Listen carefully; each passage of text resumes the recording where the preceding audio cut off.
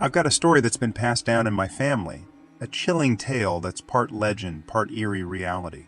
It centers around Pyramid Lake in Nevada, a place with a haunting past and an incident that my family will never forget. My dad was around 18 or 19 when it happened. He and his buddies, a group of carefree teenagers, decided to go camping at Pyramid Lake. They set up a couple of tents in a trailer, planning to spend a few days just drinking, fishing, and enjoying the wilderness. The first couple of days were exactly what they had hoped for: laughter, stories, and the freedom of being out in nature. But things took a dark turn on the third night. One of his friends, let's call him Mike, had a bit too much to drink. As the night wore on, Mike suddenly got quiet, his eyes fixed on the dark expanse of the lake. He claimed he could hear a child crying out in the water, his voice laced with panic and urgency. Without a second thought, Mike stripped off his shirt and dove into the lake, determined to save the unseen child. My dad and the others were yelling for him to come back, but Mike was adamant, swimming further and further into the darkness. From the shore, they could only watch in horror as Mike's figure disappeared into the night, his calls growing fainter until they ceased altogether. That was the last time they saw Mike alive. My dad and the others waited out the night, a mix of disbelief and dread settling over the camp. As soon as dawn broke, they contacted the rangers. A search ensued, but it was too late. Mike's body was found hours later, far from shore. The tragedy cast a long shadow over my dad and his friends, the memory of that night haunting them for years. Fast forward to 2015. My dad and I, both avid fishermen, decided to visit Pyramid Lake for the first time since that fateful trip. Despite his reservations, my dad agreed, perhaps seeking some closure. We arrived early, the lake still shrouded in the morning mist. Setting up our fishing rods about 20 feet apart, we cast our lines into the calm waters. An eerie silence enveloped us, the kind that makes you hyper-aware of every sound, every ripple in the water. About an hour in, the tranquility was broken by an unsettling noise, moans echoing across the lake. I scanned the horizon, searching for a boat or animal, but there was nothing. The sound was ethereal, as if carried by the wind itself. I glanced at my dad, his face stoic, eyes fixed on the water. Without a word, he simply nodded, acknowledging the unspoken truth between us. We both knew what it was. The cries that had lured Mike to his death all those years ago. We continued fishing, the moans fading into the background, a chilling reminder of the lake's dark history. That day, we caught nothing, and the sense of relief when we finally packed up to leave was palpable.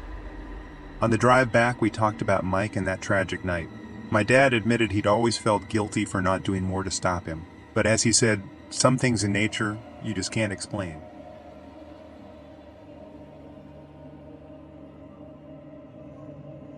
About a month ago, me and my girlfriend of 3 years moved into our new house. It's a quaint one-story home by a smallish lake. There are about 10 houses surrounding the one lake in all, but they're all fairly far apart. We know our neighbors, but not well. The sound started about a week ago, violent scratching, almost like an animal, but far too rhythmic. It would start with 2 scratches, then a small pause, then 3, a pause, 4, so on and so forth. It would continue, going up by 1 scratch each and every time. The scratching was from outside our bedroom wall, at least it was for the first time. The next night we heard it again, this time from outside the kitchen. Then we heard it again. It was coming from the living room. Every night the scratching started from 1 and counted up till it inevitably stopped. The highest I've ever counted it to was 38. That was the 5th night. My girlfriend was off-put by it, but she didn't hear it like I did.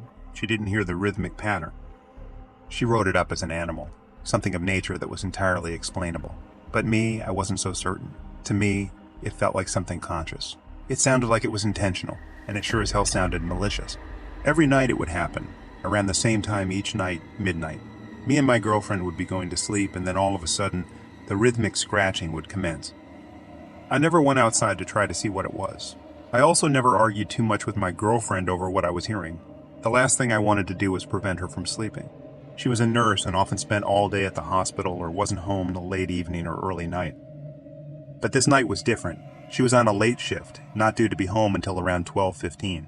I wanted to stay awake to see her get home, but I had also had a long day at work and I needed to sleep. I went to bed at 11:50. I closed my eyes and turned off the bedside lamp. Then I heard it. I had half forgotten what it was. I was so tired that I brushed it off first. It was the 5th knock that woke me up. It was loud. It was shrill. I managed to drag myself out of bed and into the living room. I tried to pinpoint where it was coming from. Was it the kitchen, the living room, the laundry? Then I heard the 12th knock. It was coming from the front door. I didn't want to open it. I didn't want to see what was on the other side.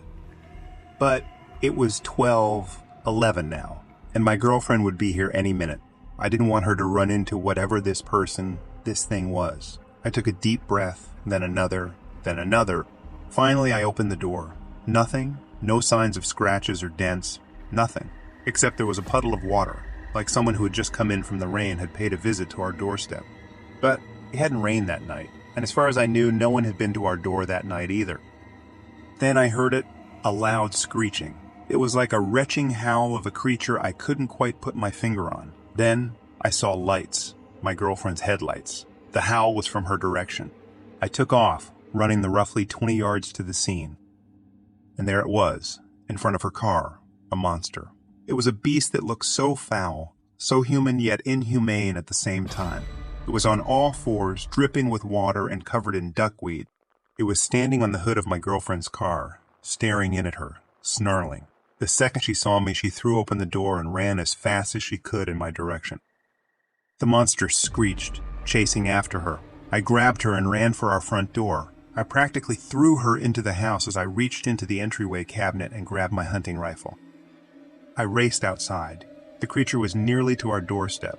I aimed the gun and, boom, it fired towards the beast. A loud and painful screech sounded from the thing as it stepped back in shock and surprise. It didn't fall over or collapse from the bullet wound. No, it just ran. It ran away from our house, towards the lake.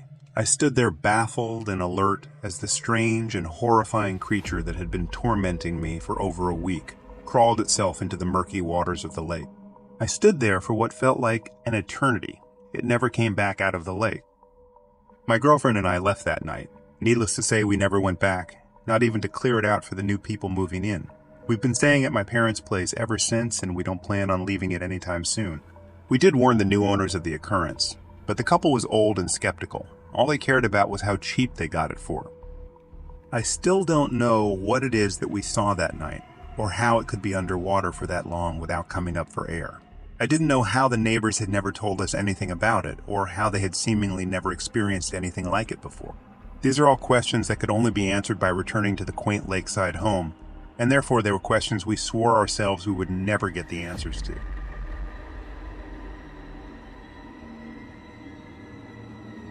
I'm an avid kayaker, always seeking the tranquility of early morning paddles. Hallow Lake was my favorite spot, a serene getaway not far from town, but one morning, everything changed.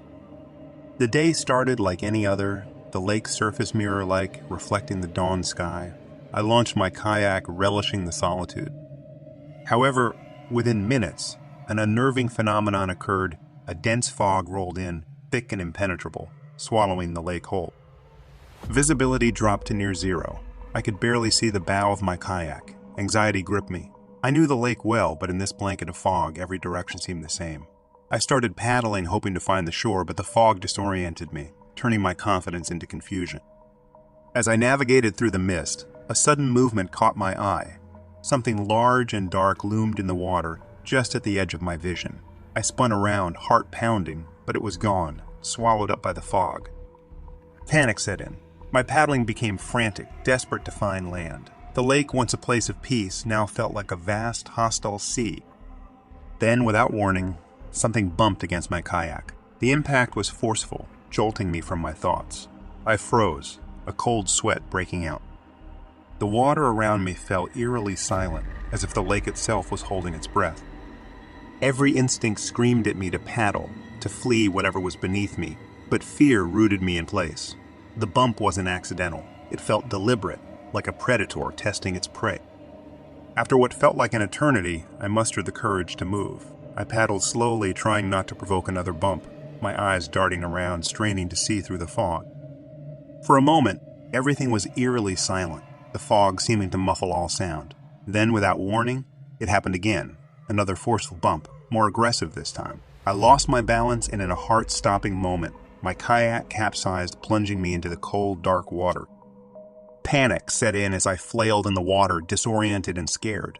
My mind raced with images of what could be lurking beneath me, propelling me into action. I swam desperately, the shore nowhere in sight, the weight of my soaked clothes dragging me down. Every stroke was a battle against fear and exhaustion. I couldn't tell if I was making any progress or swimming in circles.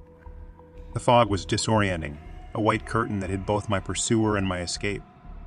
Just when my strength was about to give out, my feet touched the muddy bottom. Relief surged through me. With the last of my energy, I stumbled out of the water, collapsing onto the shore. Lying there, gasping for breath, I looked back at the lake. The fog was beginning to lift, revealing the serene surface of the lake, now clear and calm, as if nothing had happened. But I knew better. Something was in that fog, something alive and unsettling.